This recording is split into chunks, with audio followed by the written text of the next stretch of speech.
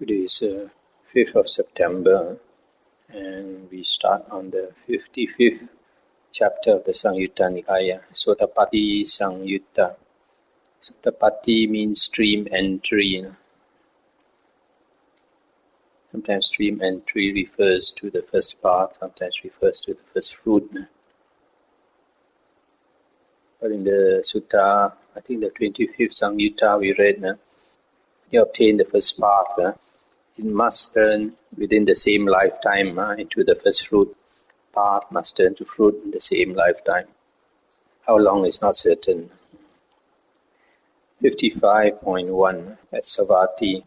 There the Blessed One said, Monks, although a wheel-turning monarch having exercised supreme sovereign rulership over the 4 continents, with the breakup of the body after death, is reborn in a good destination, in a heavenly world, in the company of the Devas of the Tavatimsa heaven, and there in the Nandana grove, accompanied by a retinue of celestial nymphs, he enjoys himself supplied and endowed with the 5 chords of celestial sensual pleasure. Still, as he does not possess 4 things, he is not free from hell, the animal realm, and the domain of ghosts, not free from the plane of misery, the bad destinations, the nether world. Although monks, a noble disciple maintains himself by lumps of alms food and wears rag robes, still, as he possesses 4 things, he is freed from hell, the animal realm, and the domain of ghosts, free from the plane of misery, the bad destinations, the nether world. What are the 4? Here, monks, the noble disciple possesses confirmed confidence in the Buddha thus. The Blessed One is an Arahant, Sammasambuddha, accomplished in true knowledge and conduct, fortunate knower of the world, unsurpassed leader of persons to be tamed, teacher of Devas and humans, the Enlightened One, the Blessed One. He possesses confirmed confidence in the Dhamma thus.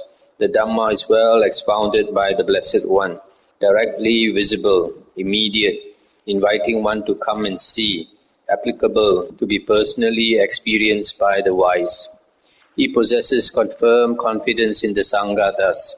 The Sangha of the Blessed One's disciples is practicing the good way, practicing the straight way, practicing the true way, practicing the proper way. That is, the 4 pairs of disciples, the 8 types of individuals. This Sangha of the Blessed One's disciples is worthy of gifts, worthy of hospitality, worthy of offerings, worthy of reverential salutation, the unsurpassed field of merit for the world. He possesses the virtues dear to the noble ones, unbroken, untorn, unblemished, unmortal, freeing, praised by the wise, ungrasped, leading concentration. He possesses these 4 things. And monks, between the obtaining of sovereignty over the 4 continents and the obtaining of the 4 things, the obtaining of sovereignty over the 4 continents is not worth a 16th part of the obtaining of the 4 things. It's the end of the sutta. So here the Buddha says, even a wheel-turning monarch is a universal king. He is a king who is so good, he rules by Dhamma, that the whole world, the whole earth wants him to be the king. So he's the king of the whole earth. He has that's supposed to be like the top of human life, the best human life you can have, the happiest human life, the most enjoyable human life, who is to be born as a wheel-turning monarch. It's like you have everything in the world. And after death, he is reborn in the Tavatimsa heaven, where he enjoys himself for a long time. But in spite of that, Buddha says, because he is still a Putujana, an ordinary worldling, one day he will still be reborn in hell, in the animal realm, in the ghost realm. And how many times he's reborn in those places? As long as he's in samsara, he's still an ordinary worldling. He will continue to be born there. So for many, many lifetimes. But Aryan disciple of the Buddha, even though he begs for his food and wears broken rag robes, but if he possesses 4 things, he will never be born into the woeful plains. And these 4 things, here it says confirmed confidence. You can also call it unshakable faith. Unshakable faith in the Buddha, Dhamma and Sangha. And Aryan Sila, Aryan moral conduct. Aryan moral conduct, Aryan Sila or Aryan virtue comprises the 3 factors of the Noble Eightfold Path. That is, right speech, right action and right livelihood. And if you investigate these, it actually means 7 precepts. 4 verbal precepts and 3 bodily precepts. So these 4 things are called the factors of stream entry, also called the characteristics of a Sotapanna, first fruit Arya. Later we'll see, first path Arya does not possess this unshakable faith. Later we'll see. So at the end, the Buddha says, even if you become universal monarch, rule over the whole earth, it is nothing compared to attaining the 4 factors of stream entry or stream winning. Stream winning is much, much more worthwhile, more valuable. The next sutta is 55.2. The Buddha said, Monk, a noble disciple who possesses 4 things is a stream enterer, Sotapanna, no longer bound to the nether world, fixed in destiny, with the enlightenment as his destination. But 4, here monk, a noble disciple possesses confirmed confidence or unshakable faith in the Buddha, the Dhamma and the Sangha. He possesses the virtues dear to the noble ones, Aryans, unbroken and blemish, leading to concentration. A noble disciple monk who possesses these 4 things is a stream enterer, no longer bound to the nether world, fixed in destiny, with enlightenment as his destination. This is what the Blessed One said. Having said this, the Fortunate One, the teacher, further said, those who possess faith and virtue, confidence and vision of the Dhamma, in time arrived at the happiness grounded upon the holy life. That's the end of the sutta. So, here it says that the person who possesses these 4 factors is considered a stream enterer, a Sotapanna, and he will never be reborn in the woeful plains. And he's fixed in destiny, with enlightenment as his destination. Somewhere else it is said that he has a maximum of 7 more rebirths. 55.3. On one occasion, the Blessed One was dwelling at Rajagaha in the bamboo grove, the squirrel sanctuary. On that occasion, the lay follower Digavu was sick, afflicted, gravely ill. Then the lay follower Digavu addressed his father, the householder Jotika thus, Come, householder, approach the Blessed One, pay homage to him in my name, with your head at his feet, and say to him, Venerable Sir, the lay follower Digavu is sick, afflicted, gravely ill. He pays homage to the Blessed One, with his head at the Blessed One's feet. Then say, it would be good, Venerable Sir, if the Blessed One would come to the residence of the lay follower Digavu out of compassion. Yes, dear, the householder Jotika replied. And he approached the Blessed One and paid homage to him, sat down to one side and delivered his message. The Blessed One consented by silence. Then the Blessed One dressed, and taking bowl and robe, went to the residence of the lay follower Digavu. He then sat down in the appointed seat and said to the lay follower Digavu, I hope you are bearing up, Digavu. I hope you are getting better. I hope your painful feelings are subsiding and not increasing, and that their subsiding, not their increase, is to be discerned. And he said, Venerable Sir, I am not bearing up, I am not getting better.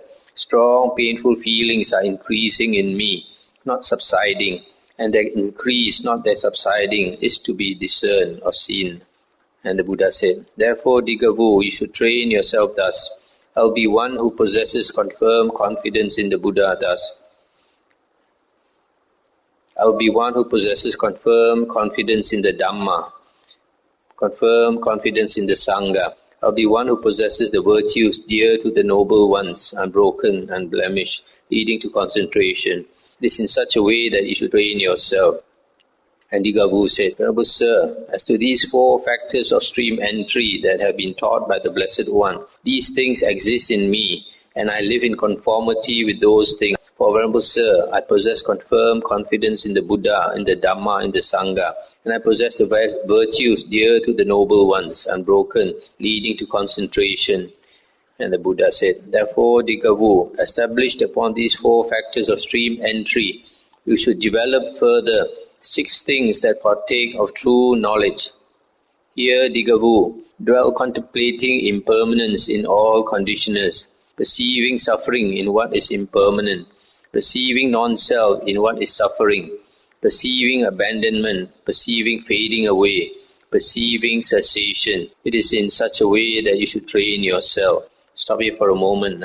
So here the Buddha says that since you are already Sotapanna, you should develop 6 other things that will lead to true knowledge.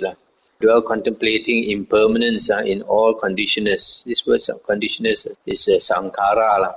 All things in the world are conditioners as well as conditioned things.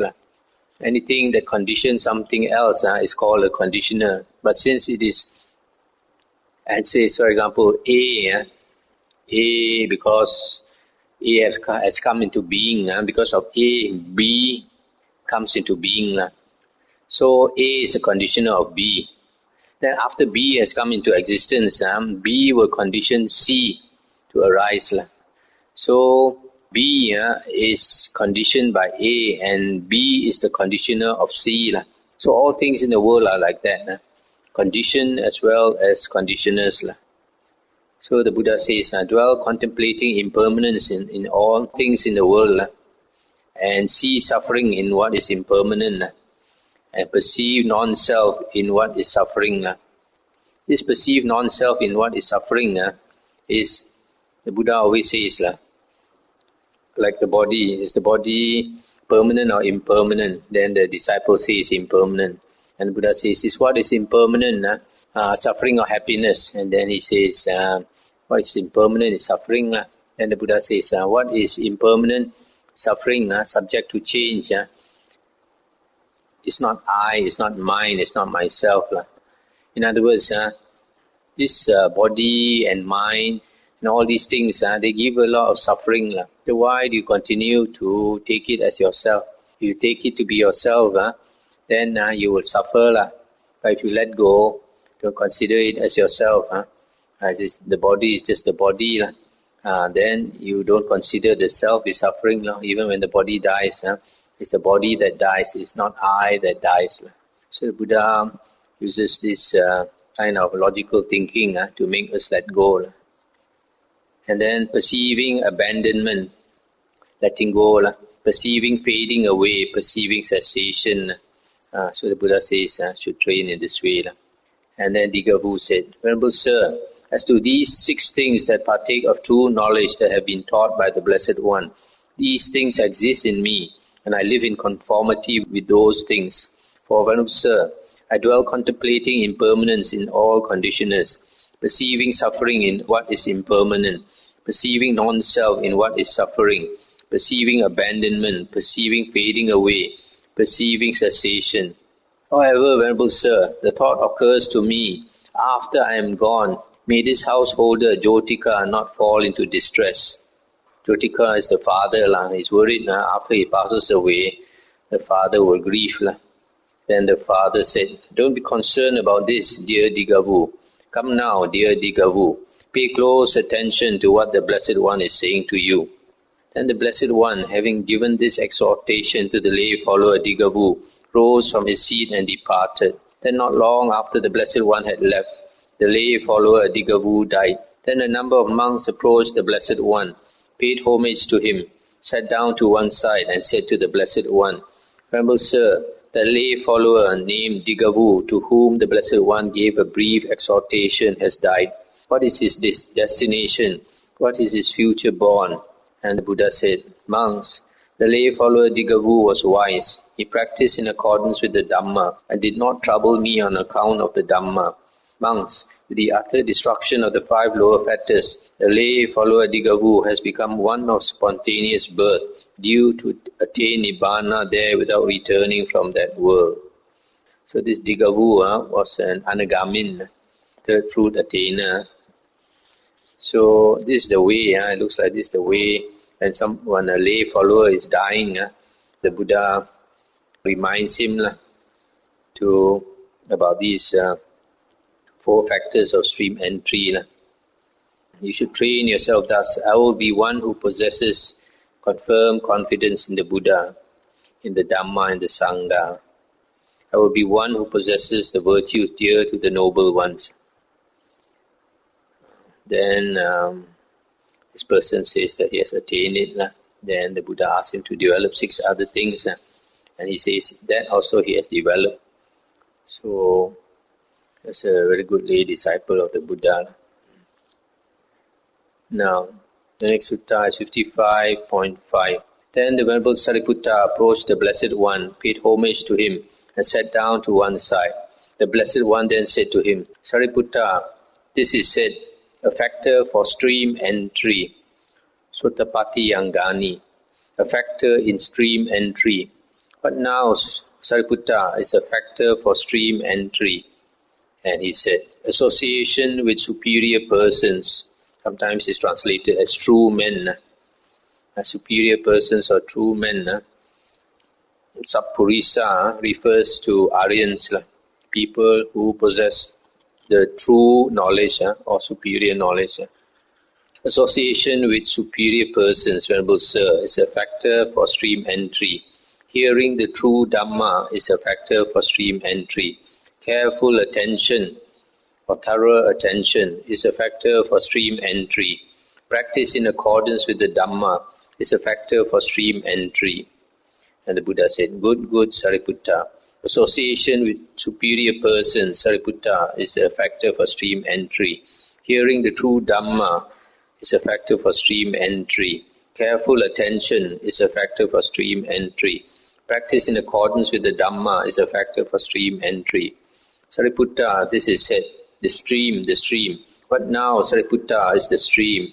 And he said, this noble eightfold path, Venerable Sir, is the stream. That is, right view, right thoughts, right speech, right action, right livelihood, right effort, right recollection, right concentration. Good, Sariputta. This noble eightfold path is the stream. Sariputta, this is said, a stream enterer. But now, Sariputta is a stream enterer. And he said, one who possesses this noble eightfold path, Venerable Sir, is called a stream enterer. This Venerable One of such a name and clan. Good, Sariputta. One who possesses this noble eightfold path is a stream enterer. This Venerable One is of such a name and clan. It's the end of the sutta. This last part saying that the stream enterer possesses the noble eightfold path. He does not possess it fully. Just like earlier we read the sutta about the faculties.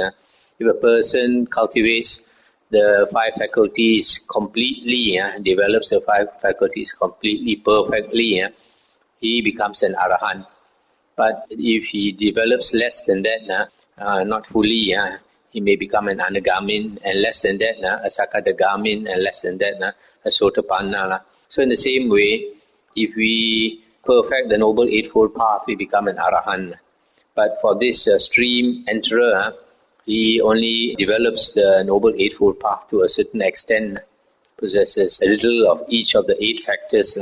So he becomes a stream enterer, first sotapanna, first path attainer. These factors, these 4 factors, are called factors for stream entry. It is different from the other 4 called the factors of stream entry. The factors of stream entry are the characteristics of a stream enterer, a sotapanna. This one is the factors that will lead you to stream entry. That's why it's called a factor for stream entry. The first one, says here, it says association with superior persons. That means going to see Aryans, going to see noble ones, associate with them and learn the Dhamma from them. That's the first condition. So if you want to become Arya, you have to associate with Aryans. If you don't associate with Aryans, you can never learn the Aryan Dhamma. That's the first condition. The second one is to hear the true Dhamma. The true Dhamma are these, what we are studying now, the earliest discourses of the Buddha found in the early Nikayas. This is the true Dhamma. So you have to either hear the true Dhamma or read. Now we have the books available. We read the true Dhamma in the Nikayas. Third one is, when you are studying the true Dhamma, you have to pay careful attention, proper attention, thorough attention.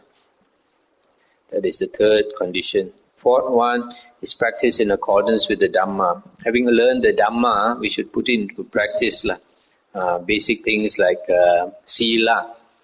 Sila is one of the foundations of the holy path.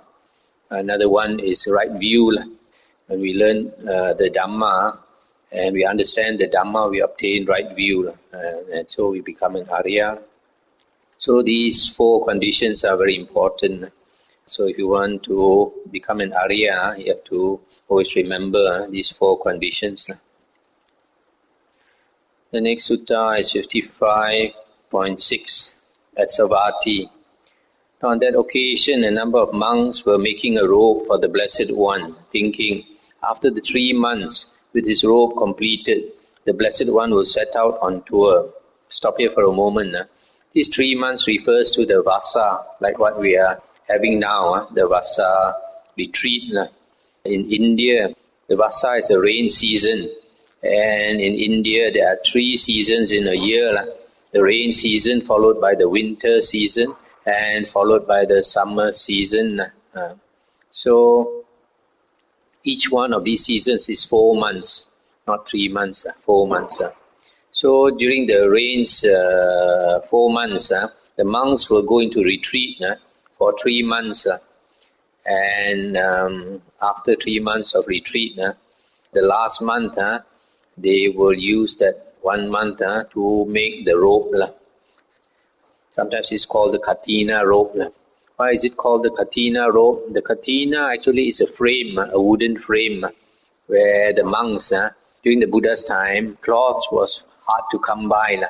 So they will go and pick up the cloth from the cemetery, on the roadside and all that. So these pieces of cloth, they will put on a wooden frame, and sew them together. That's why the monk's robe is like a patchwork like that. So that is a Katina robe. So once the robe is done, then the monks can go off. So here they plan to make the robe for the Buddha, and after the Buddha's robe is completed, the Buddha will set out on tour. He will go walk here and walk there to teach the Dhamma. Now on that occasion, the chamberlains Isiddhartha and Purana were residing at Saduka on some business. They heard a number of monks, it is said, are making a robe for the Blessed One, thinking that after the 3 months with his robe completed, the Blessed One will set out on tour. These 2 chamberlains, they look after the king's wives. I guess they look after the king's wife's residence, the chamber. Then the chamberlains Isiddhartha and Purana posted a man on the road, telling him, "Good man, when you see the Blessed One coming, the Arahant Sammasambuddha, then you should inform us."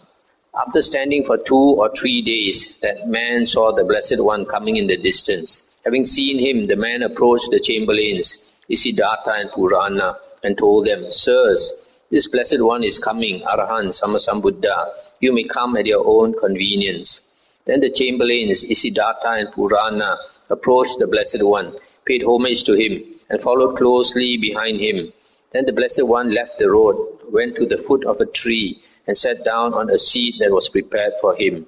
The chamberlains Isiddhartha and Purana paid homage to the Blessed One, sat down to one side, and said to him, "Venerable Sir, when we hear that the Blessed One will set out from Savatthi on tour among the Kosalans, on that occasion there arises in us distress and displeasure at the thought.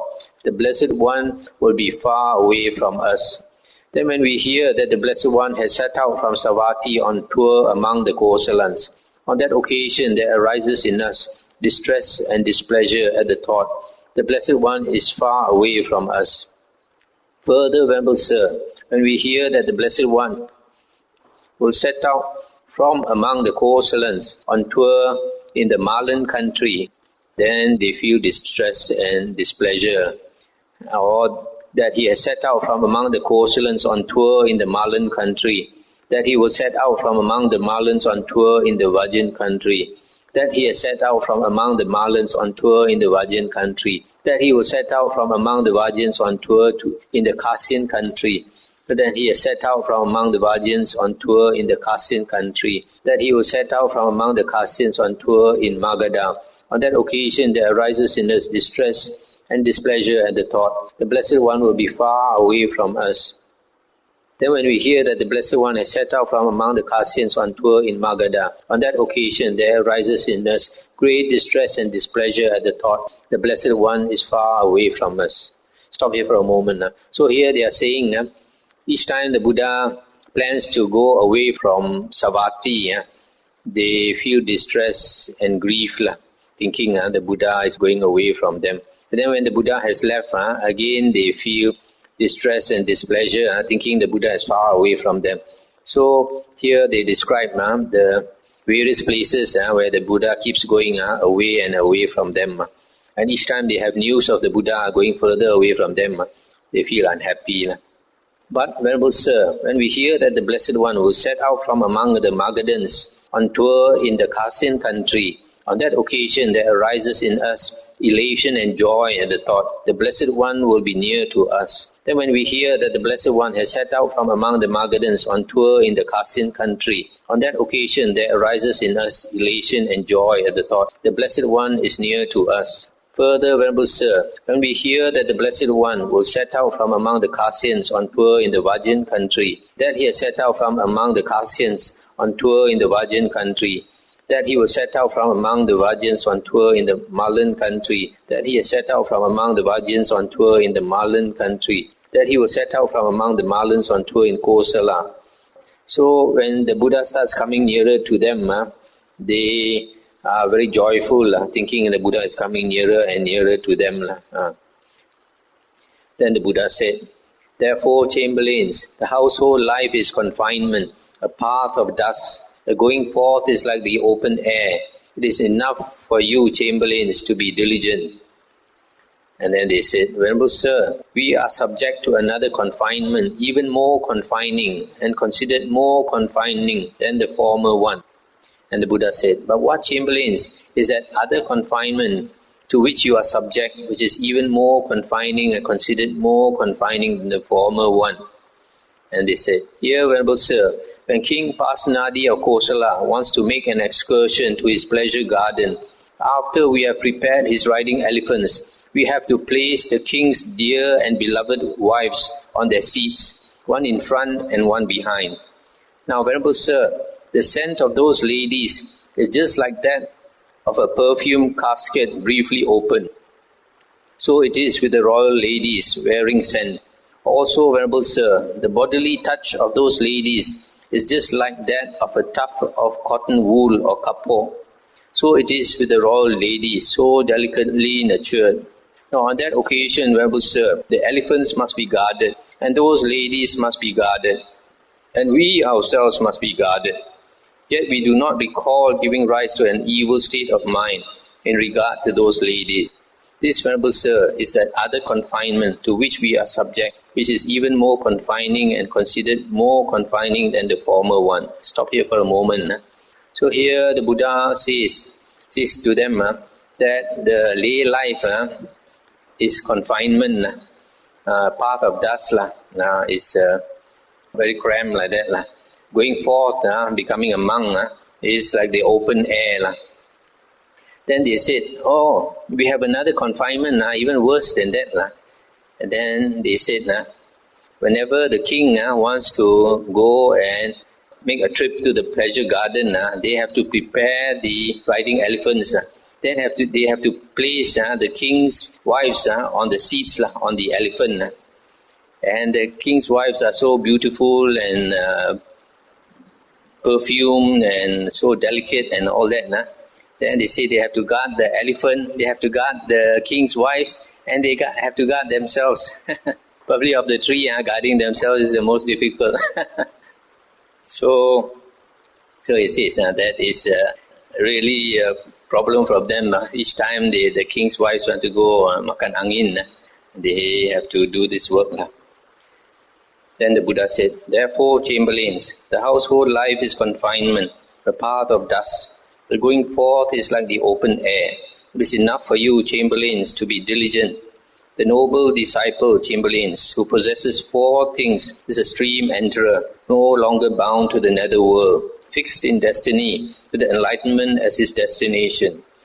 What for? Here, chamberlains, a noble disciple possesses confirmed confidence in the Buddha thus. The Blessed One is a teacher of devas and humans, enlightened Blessed One. He possesses confirmed confidence in the Dhamma. He possesses confirmed confidence in the Sangha. He dwells at home with a mind devoid of the stain of stinginess, freely generous, open-handed, delighting in relinquishment, one devoted to charity, delighting in giving and sharing. A noble disciple who possesses these 4 things is a stream enterer, no longer bound to the nether world, fixed in destiny, with enlightenment as his destination. Chamberlains, you possess confirmed confidence in the Buddha, in the Dhamma, in the Sangha. Moreover, whatever there is in your family that is suitable for giving, all that you share unreservedly among those who are virtuous and of good character. What do you think, chamberlains? How many people are there among the Kosalans who are your equals, that is, in regard to giving and sharing? And they said, it is a gain for us, Venerable Sir. It is well gained by us, Venerable Sir, that the Blessed One understands us so well. That's the end of the sutta. So you see these 2 chamberlains, the king's chamberlains, they are very devoted disciples of the Buddha. That's why every time the Buddha goes away from where they are, that is in Sotapatti, they are distressed to hear the Buddha is going away from them. Every time the Buddha is on the way back, they are so happy. So the Buddha says they are already Sotapanna. But you look at this 4 factors of stream entry, slightly different from the previous one. The last condition is not Aryan Sila, but generosity.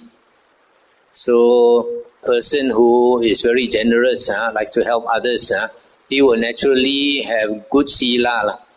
Just like now, the famous person in the world is our Bill Gates.